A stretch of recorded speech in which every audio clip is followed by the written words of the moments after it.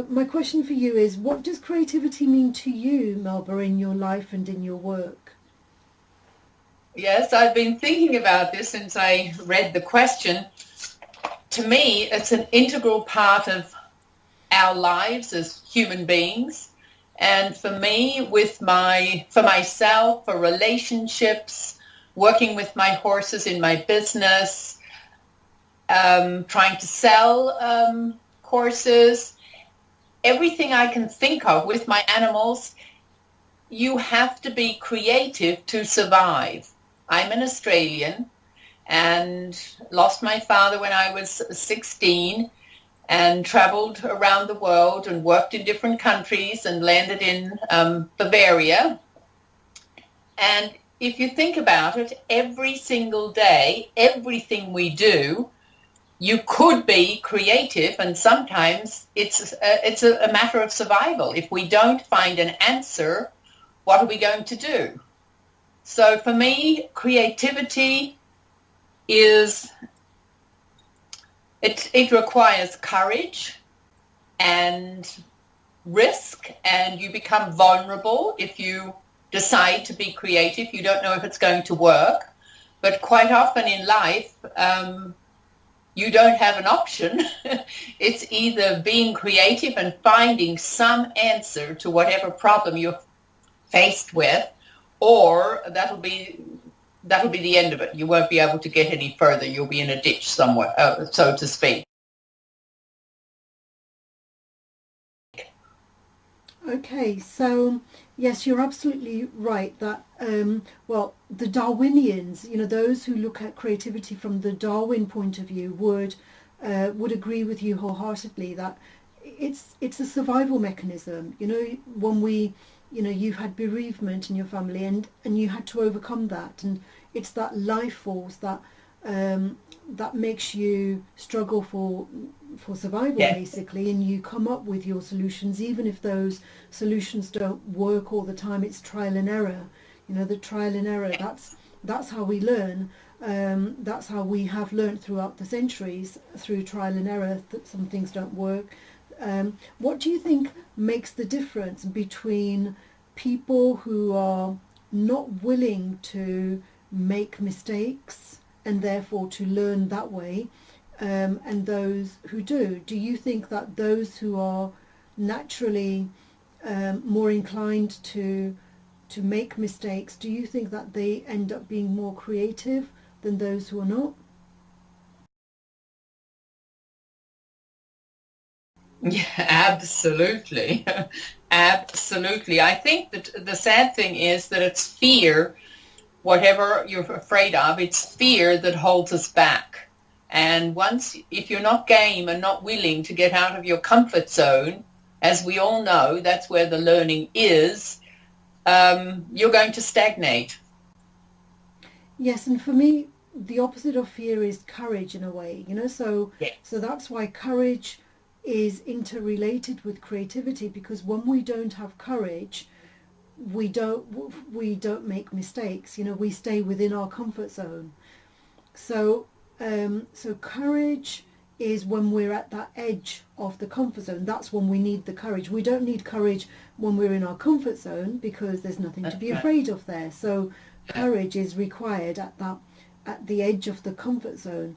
Do you think that was a skill that you were taught, or did you just learn that instinctively?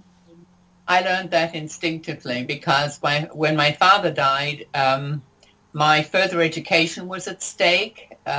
We had to sell the farm eventually. We all went in different directions, the 4 children. It was survival. What am I going to do now? And there, as you said, it's a mechanism that we use to survive, to go further, to progress. And I was thrown into that at the age of 16. So yes, it was, I didn't have much choice. Either, I don't know what I would have done, stayed at home, or I don't know what I would have done if I didn't further my education. And that leads me to the other key ingredient is confidence, because those who have more confidence are able to be more courageous. So at the age of 16, where did you get your confidence from? You know, because bereavement knocks out the confidence, doesn't it, in a way, you know, at least temporarily. Yes.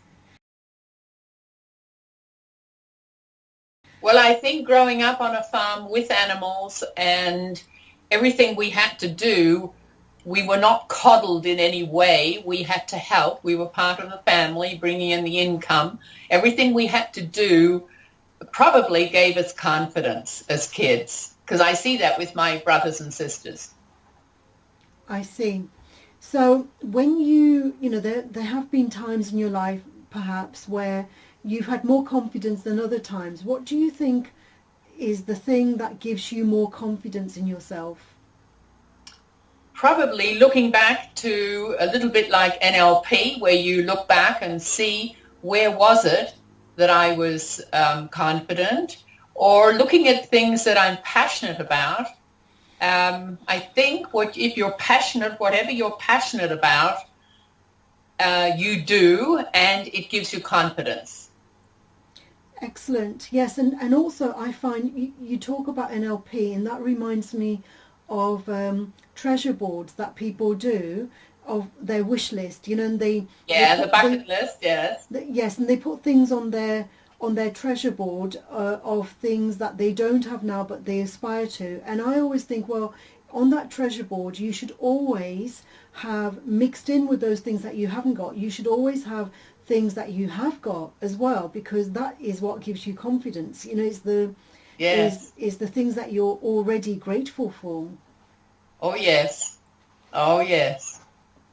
So do you think that gratitude is an important part of being confident, is just having so not just aspiring to things which we're lacking in, or things that we're wanting, but also at the same time being genuinely, sincerely grateful for all the things that we have accomplished, the things that we have come through? Oh, 100%. I think that's the basis for being happy. The basis for so many things is gratitude, because if you spend your time thinking of all the things that you've got and what you've done and how thankful you are, you don't have time to be afraid and to worry. Okay, brilliant. Excellent. Well, Melba,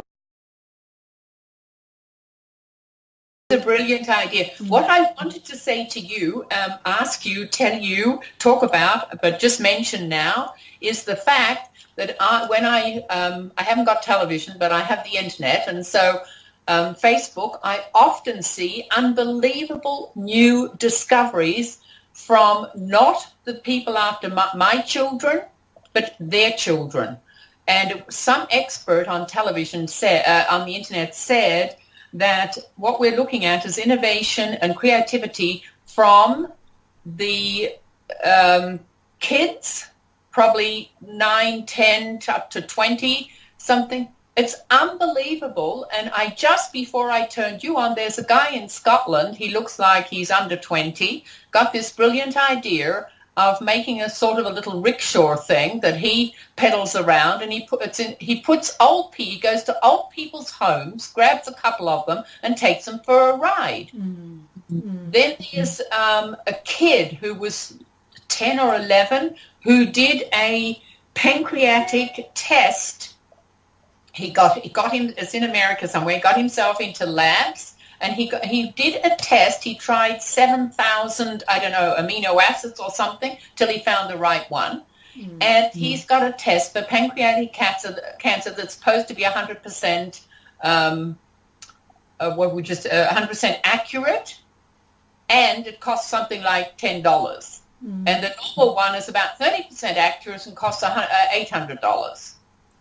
And these two experts said it's this generation that are coming after the next one that are so brilliant at finding answers. And if we aren't creative, how are we going to save ourselves and the planet? Mm. Yeah. Well, I'm totally optimistic. It's the age of Aquarius. Yes. And so the children that you're talking about, they just seem to be typical Aquarian children. Yes. And are curious. And what about the young guy from Holland that's got an answer for the rubbish in the oceans, the plastic. Yeah. Yes. And then somebody's got a bottle that you put something in it and it lights up at night so the kids in Africa can do their homework. Somebody else found a drum that you can pull around. Instead of putting the water on your head and trying to carry it, you can pull this drum along and it's got the water for the family. You can go get your water and then you can get it home. Yeah. And all these brilliant ideas that actually cost very little or almost nothing, Yes. and are so helpful. Yeah. Although, of course, Melba, the thing about the water, I think actually carrying water on our head is good for us because it helps us to strengthen our spine, you know? Oh, yes, but they've got plenty of things they can carry on their head apart from the water, I guess. Water, yeah.